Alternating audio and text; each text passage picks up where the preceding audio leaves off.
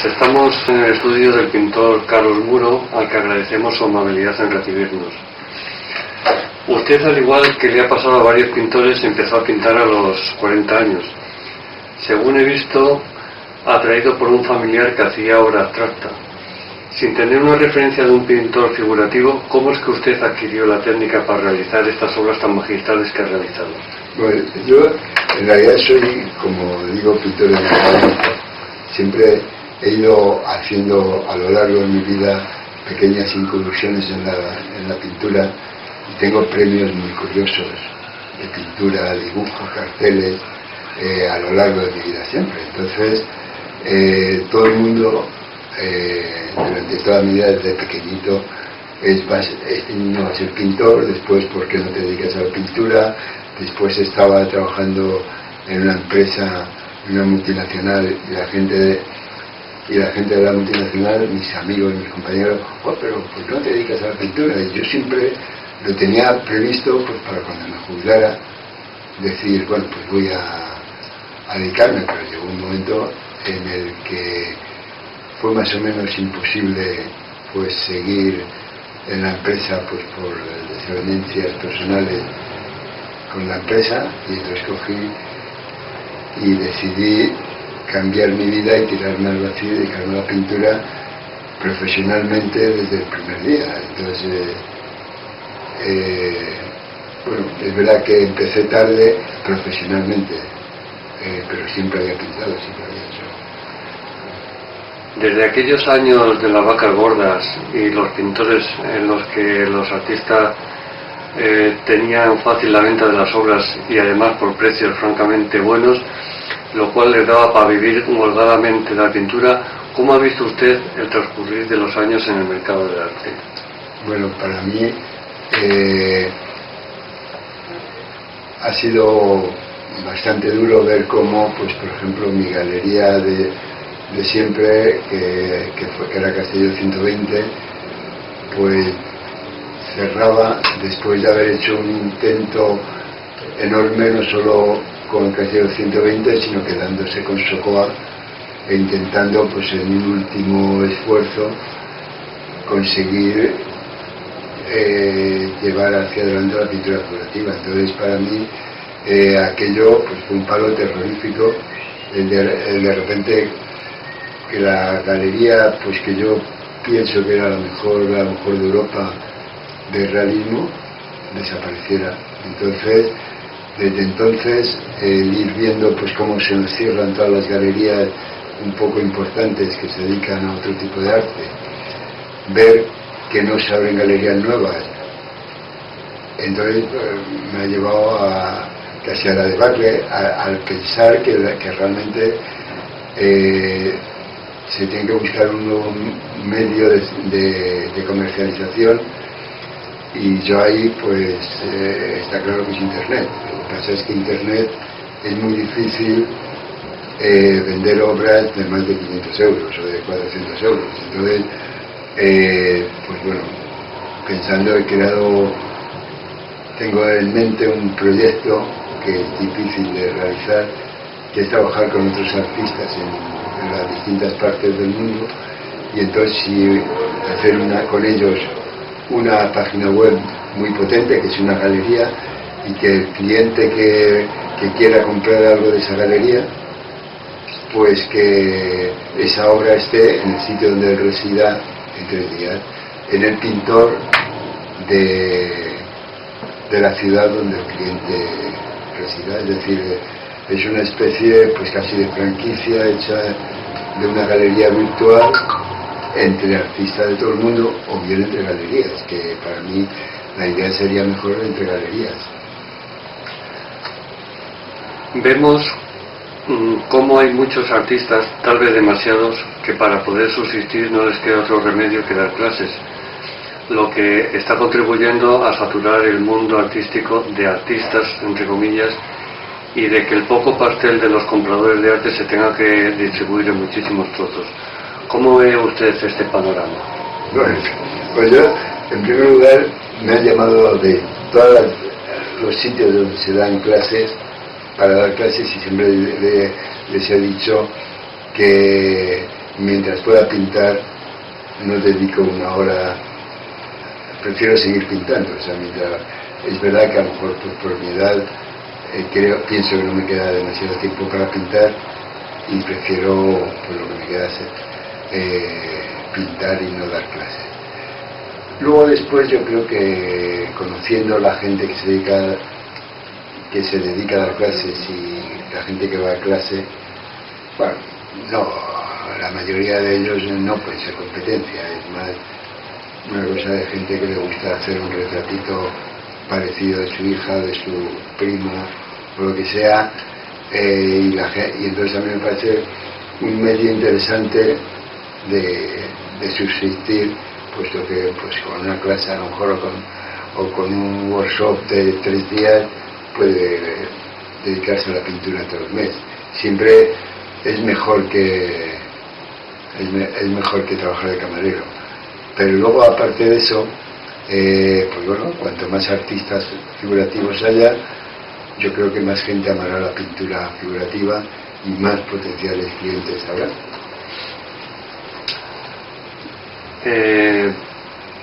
Tampoco es que se haya fomentado el coleccionismo y se ha hecho más bien poco para que las nuevas generaciones estén por la labor de invertir en arte, mientras no les importa pagar barbaridades de dinero por el último modelo de teléfonos móviles. ¿Por qué cree usted que se ha llegado a esto? Bueno, yo tengo claro que es por educación, porque a mí hay una cosa que me gusta mucho y que me siento orgulloso cuando me lo hacen, es que conozco gente que empieza sus colecciones conmigo, es decir, hijos de coleccionistas importantes que me compran obra, entonces, y su primera obra, y entonces cuando descubro en ellos que ahorran para comprarme una obra, para mí es grandioso. Entonces, está claro pues que el problema es el coleccionismo, es que no hay formación de coleccionismo, que la gente no ama la pintura, que la gente no siente lo que es tener una pintura en casa y demás y disfrutarla.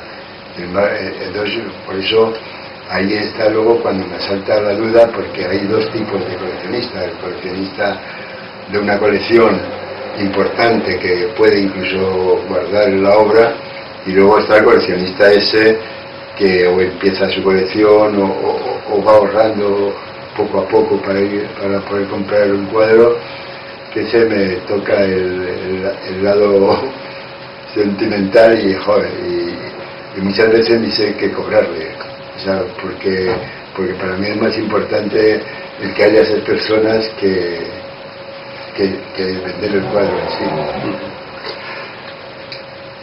En Marca Arte España queremos focalizar esfuerzos con el fin de acercar el arte a los niños y a los jóvenes, hacerles ver que el mundo del arte es un mundo muy bonito donde prima la creatividad, y que sepan que no todo es ese mundo virtual de los videojuegos y las maquinitas. Sin embargo, en mi entrevista al maestro Antonio López, cuando le dije esto mismo, me echó una buena bronca y me dijo que dejásemos en paz a los niños y que ellos hicieran lo que quisieran. A este respecto, ¿usted qué opina?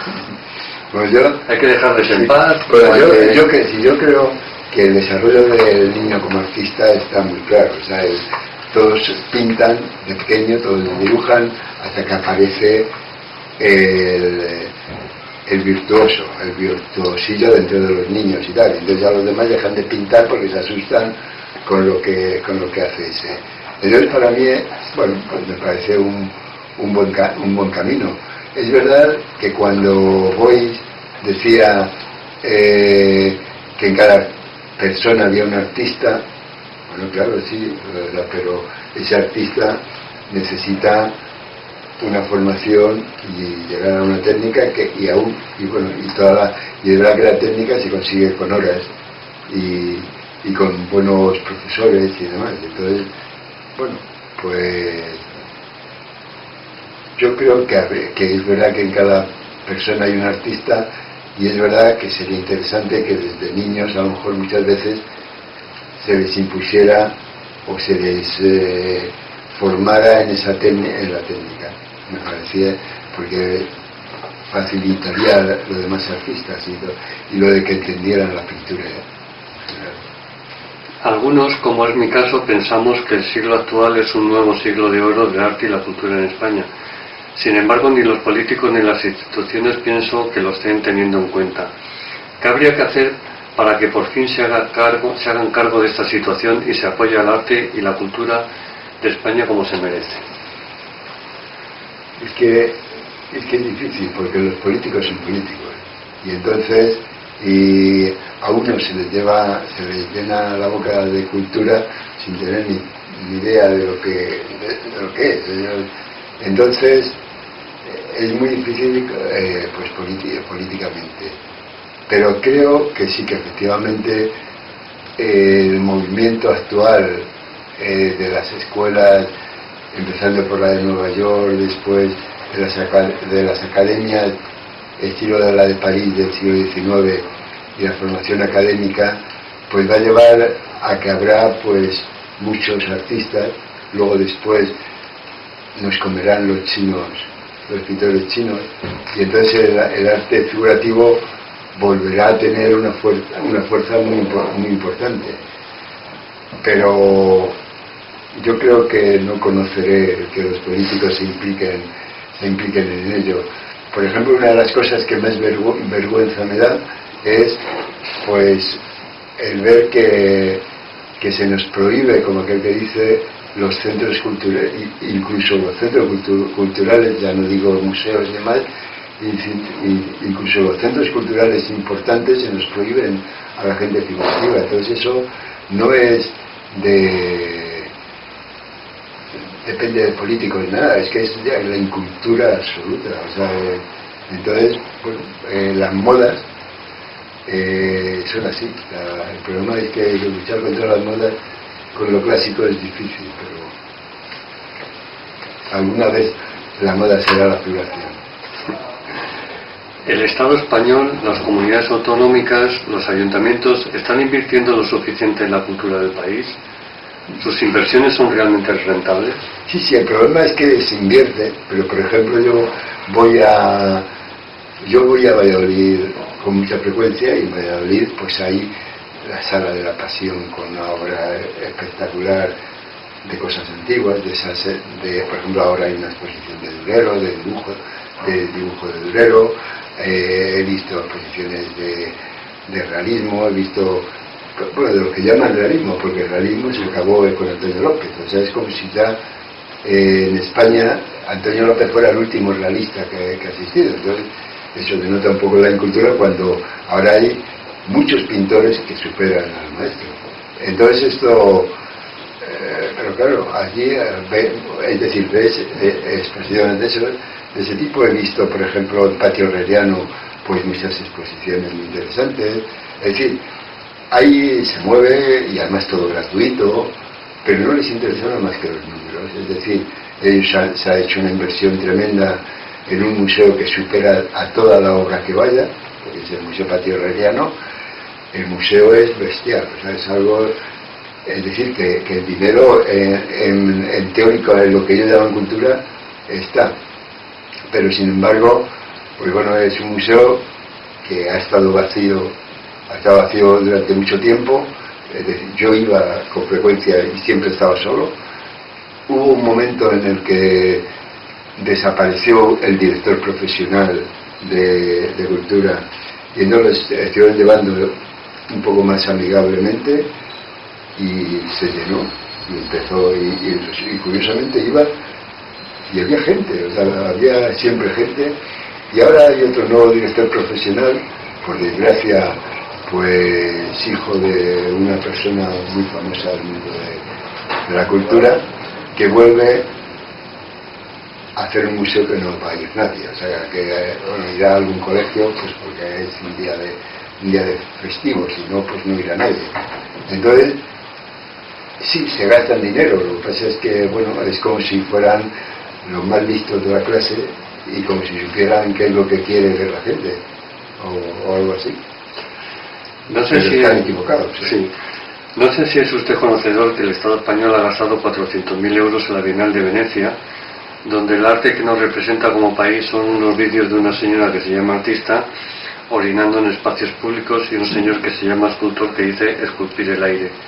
¿Eso es inversión en cultura o qué es para usted? Bueno, es que eso es lo de Venecia siempre ha sido pues una parafernalia, que es un presupuesto que hay y yo no lo considero cultura, y no solo no lo considero cultura, sino que considero que debía estar fuera del presupuesto de cultura español la Bienal de Venecia, ¿verdad? Porque no creo que a mí me gustaría ver toda la gente que ha estado en la Bienal de Venecia de los últimos 10 años, a ver qué es lo que luego ha hecho, o qué es lo que luego es importante para la cultura española. O sea que dudo sinceramente que haya muchas cosas. En este país el enchufismo siempre ha existido y pienso que seguirá existiendo. ¿Cree usted que más de uno de los artistas que han sido encumbrados han sido más por el enchufe que por su valía como artistas? Bueno, yo creo que muchas veces el estar en el momento adecuado, en el sitio adecuado. Yo, por ejemplo, hay artistas, pues ayer estuve viendo 2 exposiciones exquisitas, pero exquisitas, abstractas, y de Fernando Siniega una, y la otra pues obra de los 60, de 1960 o así. Y entonces me encantó las 2 cosas que vi. Pero luego es verdad que no puedo entender otras cosas, pues por ejemplo, pues no sé, por decirlo, lo que llaman el expresionismo abstracto, o lo que pues para mí es difícil de entender que eso pueda. Entonces efectivamente los expresionistas abstractos, que no son nada más que una especie de moda, muchas veces copiados de cosas extranjeras y demás, no representan ningún valor para mí. Entonces no podría explicarme que por ejemplo en la Marlboro estuvieran determinadas personas, si no es pues porque estaban allí en el momento adecuado, más que por enchufe. Sí, es verdad que luego después pues exponer en una sala tal o una sala cual, pues puede haber algo de enchufe. Es verdad que en los concursos pues hay demasiadas veces que se ve la mano de quien está allí y quién es el que ha ganado. Yo hay veces, bueno, tendría un caso que es interesante. Yo tengo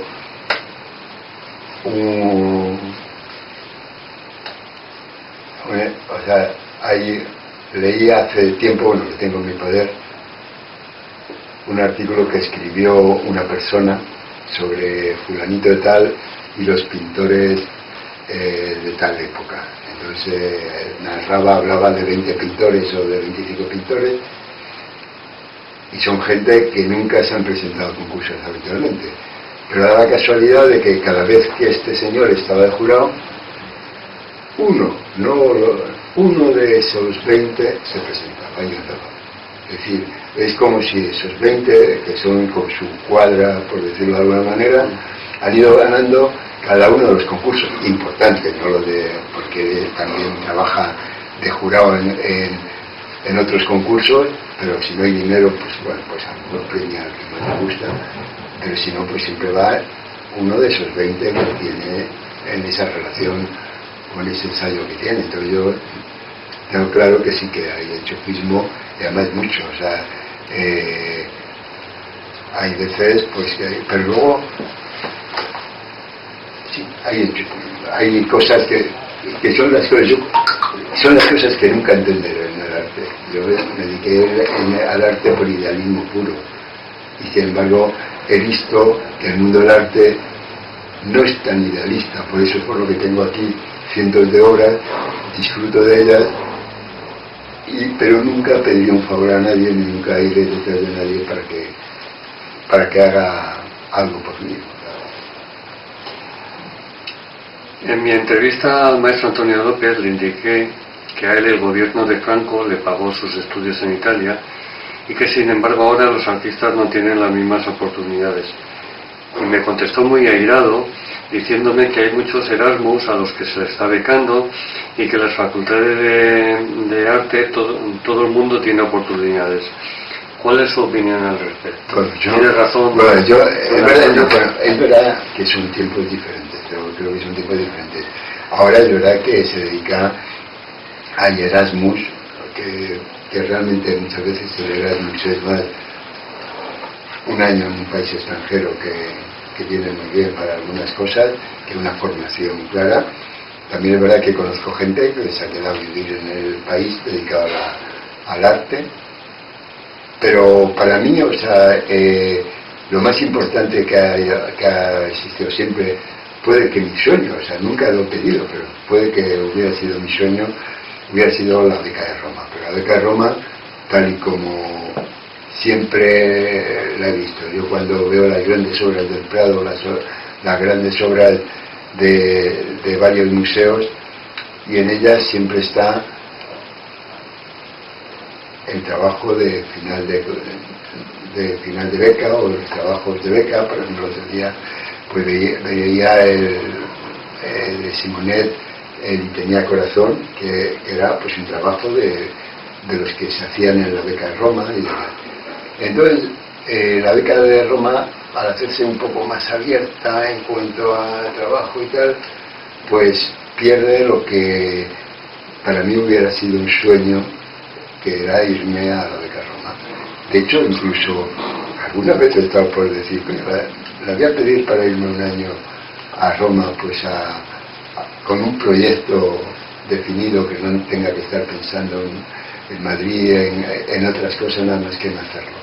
Luego me ha dado un poco de así, pero por ejemplo este año ha estado Irañez y ha trabajado muchísimo, él trabaja al Estajo, y he visto una exposición en una iglesia con frescos, con cuadros de 3-4 metros en los altares y demás, que ha sido interesante. Pero sí, efectivamente ha cambiado, pero la beca de Roma sigue existiendo. O sea, y yo no sé si Antonio López pues estuvo con la beca de Roma. Por ejemplo, antes te he enseñado un dibujo de Camarero estuvo en París un par de años, pagado por el Ayuntamiento de Toledo, formándose con los pintores. Sí, que sí es verdad que ahora es más masivo a lo mejor el poder irse fuera. Antonio López fue en el año 55, es decir, yo todavía no había nacido. Pero fue en la época de Franco.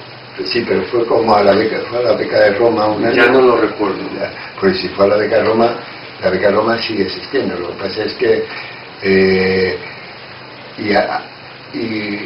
bueno, a mí me parece perfecto, que esto que se salga y que haya becas y que haya, porque sobre todo porque las becas dan una cosa importante a las becas o los estudios fuera, que es el unirte con otros pintores. Yo, por ejemplo, tengo cierta amistad con muchos pintores ingleses realistas, pues a partir de un premio que hubo y que estuvo con ellos, que vinieron a conocerme todos porque les gustó el cuadro, precisamente este que tengo aquí de mi autorretrato.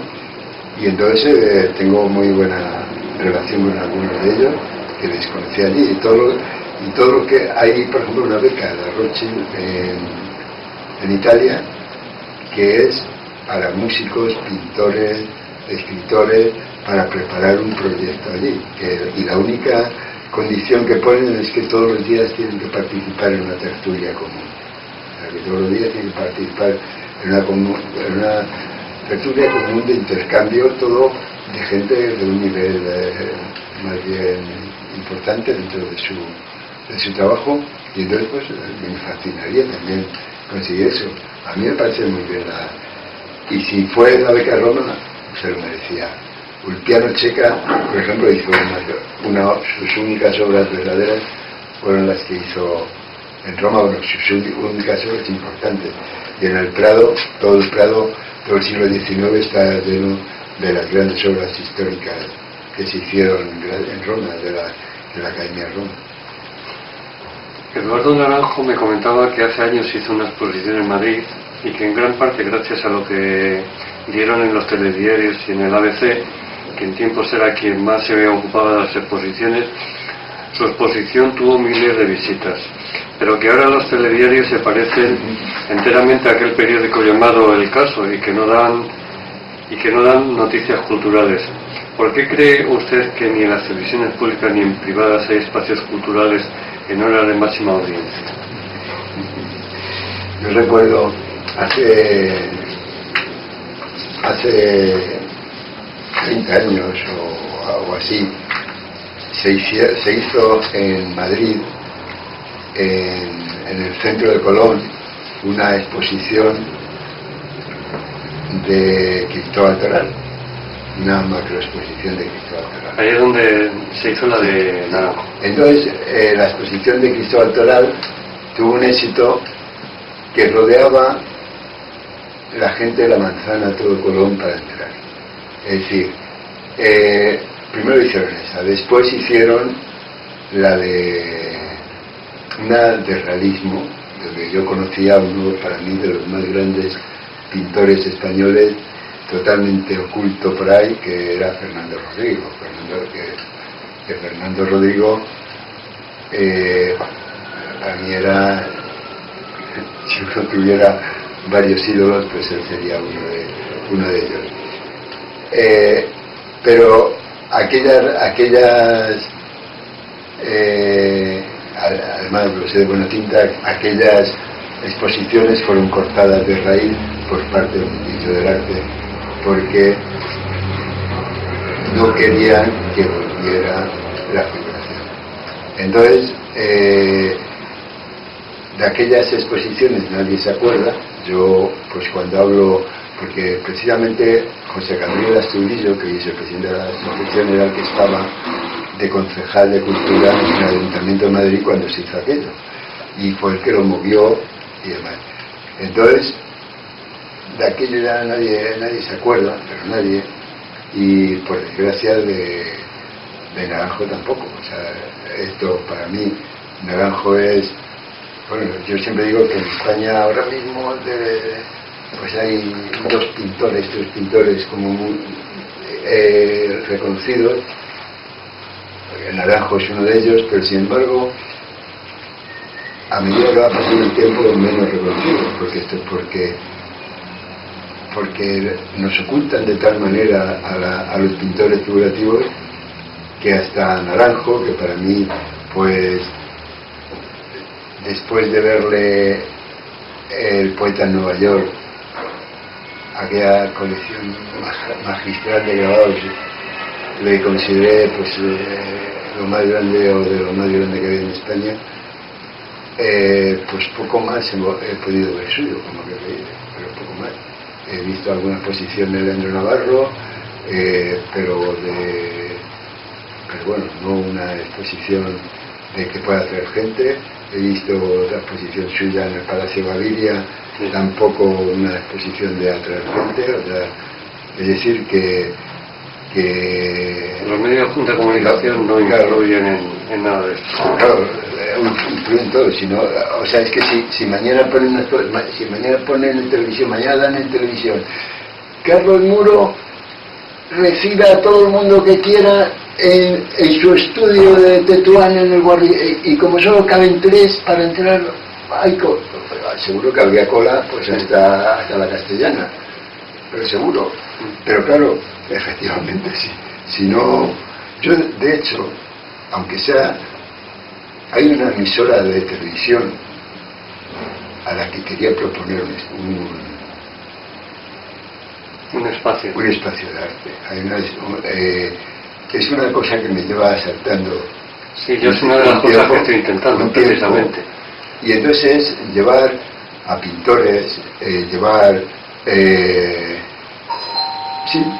lo que sería una entrevista pues con un pintor, y que la gente pues fuera conociéndonos y demás. Entonces llevo tiempo pensando, ahora te diré dónde. Pues es una de las cosas que yo estoy intentando.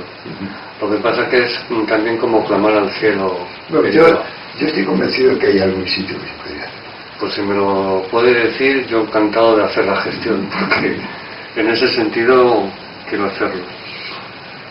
Usted comenta que hay una clara diferencia entre el pintor y el artista. No, bueno, es que todos los artistas son pintores, pero no todos los pintores son artistas. O sea, yo digo que hasta la obtención de la técnica se puede decirse que ese es pintor, hasta la obtención de la técnica y demás. Entonces, cuando uno llega a tener la técnica, hay dos caminos. O sea, hay el camino del virtuosismo. Yo jamás podré decir pues que los virtuosos, la gente, o sea, pues no sigan, es que tendrían que, o sea, sería vamos, un atentado el que no siguieran. Por ejemplo, pues yo cuando veo a Pedro Campos, por ejemplo, veo la exquisitez de la obra de Pedro Campos, aunque sea una obra pues más diseño, más, y es que puede ponerse a hacer otra cosa.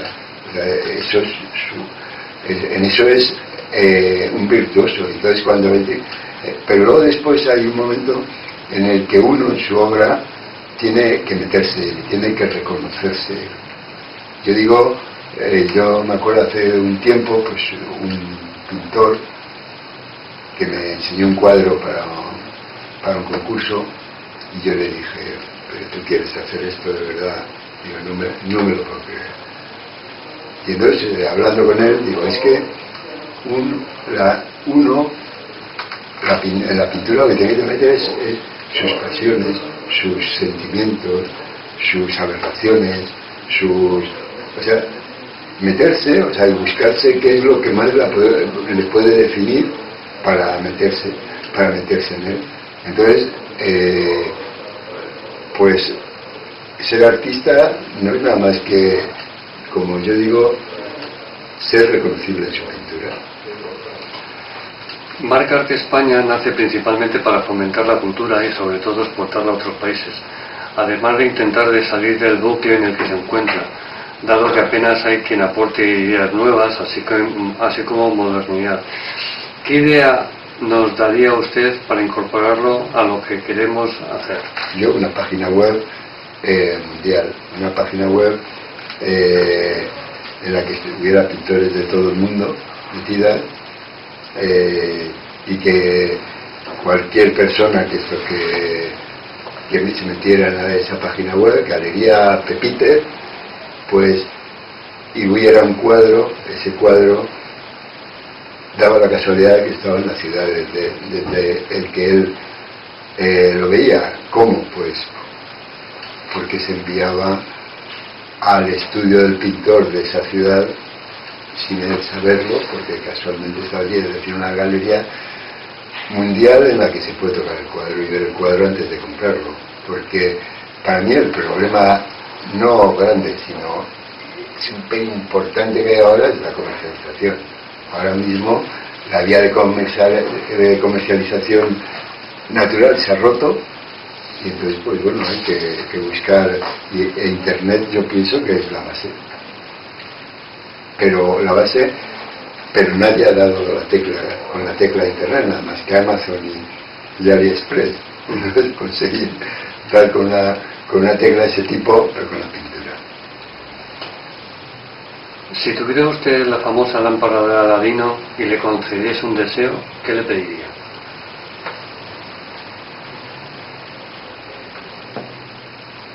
Bueno, es que con la pintura siempre tengo pues encontrar a 30 pintores implicados de verdad en crear un concepto de galería diferente, con una galerista o con un galerista asalariado,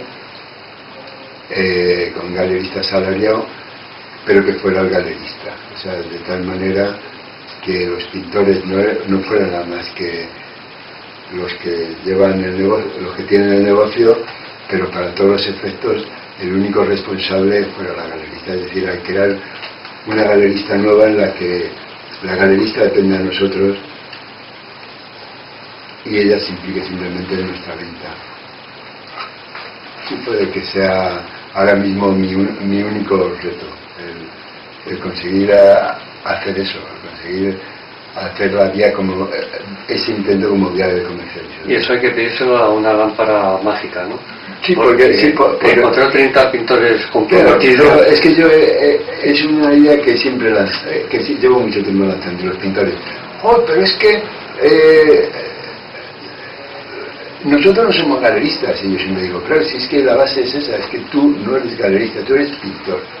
Y tú trabajas para tu galería y que lleva tu galerista y que es la que realmente hace y deshace.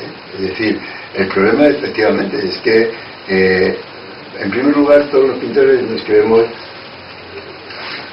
los mejores. Yo digo que no hay mejores, un pintor mejor que otro, es simplemente porque, por ejemplo, no sé, es que hemos hablado varias veces de Antonio López. Para mí no es el mejor pintor. ¿Me gusta la obra suya? Sí, hay obra que me fascina, que me vuelve loco. Pero me gustaba mucho pues Eguanublo. ¿Es mejor Antonio López que Eguanublo? No, me gustan los dos. O sea, es decir, hay muchos pintores, pero el ego de muchos pensándose, hablando, porque es que este es una mierda, porque es que este no sé qué. Y es que, joder, todos los pintores tienen algo, porque todos los pintores se meten ellos en él. Por ejemplo, pues hay pintores, ojo, y hay pintores pues que me gustan unas obras y otras no. Yo soy de la opinión de que igual, o sea, el día menos pensado destruiré muchas cosas de las que hay aquí, porque no quisiera que nadie las viera. Si por una casualidad luego me hiciera alguien famoso, no quisiera que muchas de las cosas que hay aquí contaran como mías. Entonces, pues, sin embargo, pues el mundillo del arte hace pues que damos exposiciones por ahí de relleno, exposiciones que dice, pero ¿cómo puede tener alguien esto en un museo? ¿Cómo puede haber firmado esto a alguien? Yo estoy convencido que si él nunca hubiera querido que esa pieza suya estuviera ahí. Entonces, bueno, es verdad que es complicado este mundo. ¿Cree usted que la situación del arte y la cultura en general de nuestro país va a cambiar a mejor? Para ello los artistas tendrían que trabajar algo más de lo que lo hacen, y no me refiero a trabajar en nuevas obras, sino en voluntad de hacer que las cosas cambien. Pues es que el arte es una cosa individual.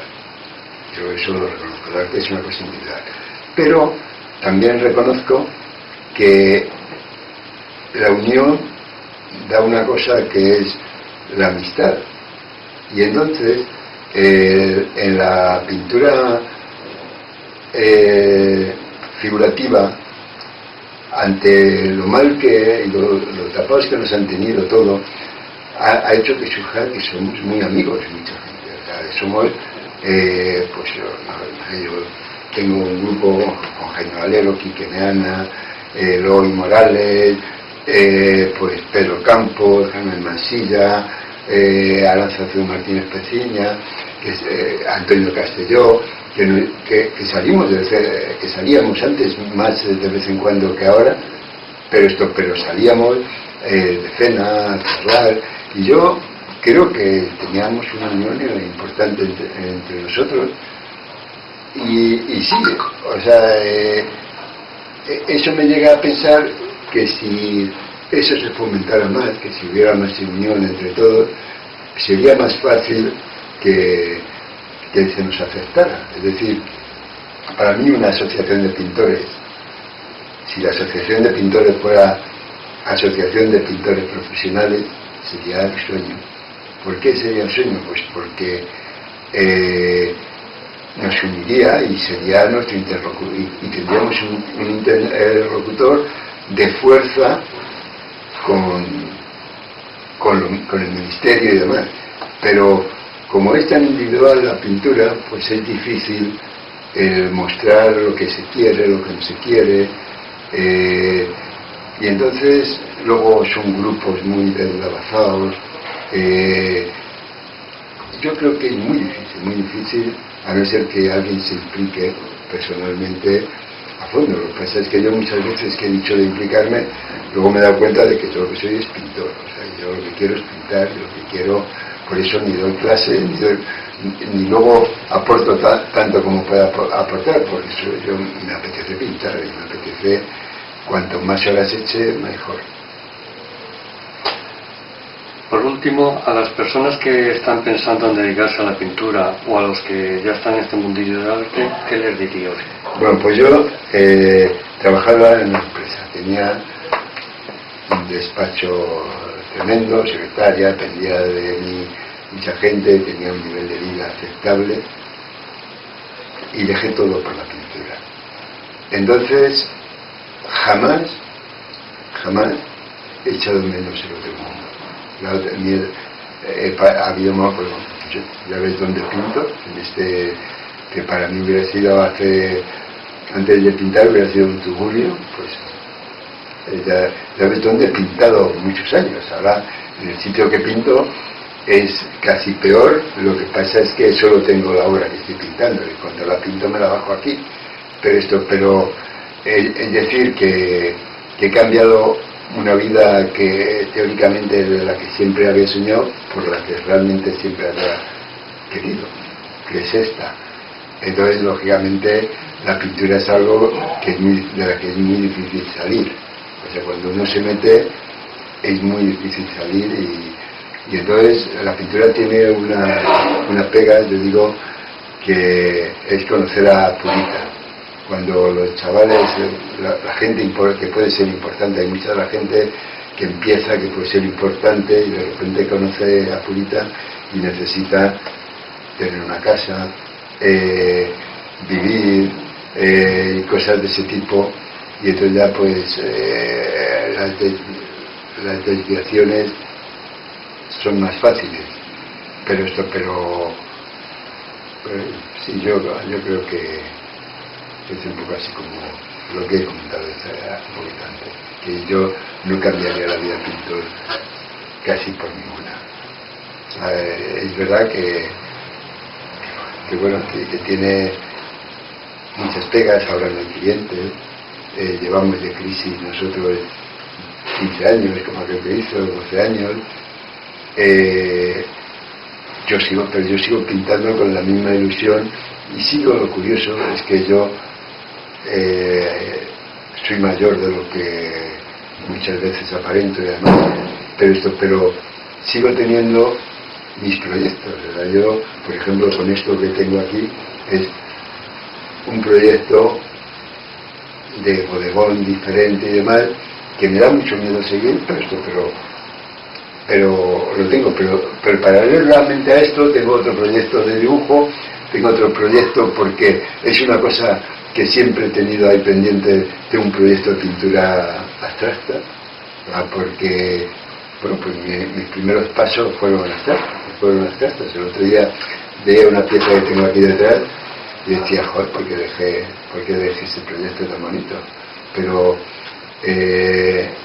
así como fin, porque antes me lo has preguntado y no te lo he contestado, yo me dediqué a la pintura figurativa por un motivo muy sencillo, y que lo hablaba con un pintor hace poco y me decía, joder, qué razón tenía. Yo decía que cuando empecé en la pintura profesional, pues empecé a ver qué gente había, y empecé a investigar, hice una investigación exhaustiva del mundo de la pintura española. Entonces me di cuenta de que en los concursos, lógicamente lo hice a partir de catálogos de concursos y cosas así. En la pintura, un pintor abstracto que hoy, por ejemplo, gana un concurso de pintura importante, dentro de 5 años ya no lo conoce nadie, ya no está en ningún sitio, porque muchas veces la pintura abstracta está basada en una cosa que a mí me parece ridícula, que es muy coherente, es muy coherente, quiere decir que hace siempre la misma obra, o sea que se pasa toda la vida haciendo la misma obra. Entonces, lógicamente, el que no tiene esa obra fuerte como para vivir toda la vida de él, pues lo tiene que dejar. Y sin embargo, lo que sí comprobé es que el pintor figurativo es un pintor que nace y muere pintor. Es decir, es totalmente diferente. O sea, es un pintor que ha nacido para ser pintor. Entonces, por eso, dije, si yo es que lo que quiero es morirme de pintor. Y entonces fue por lo que opté por la pintura figurativa, porque creo que es la única, bueno,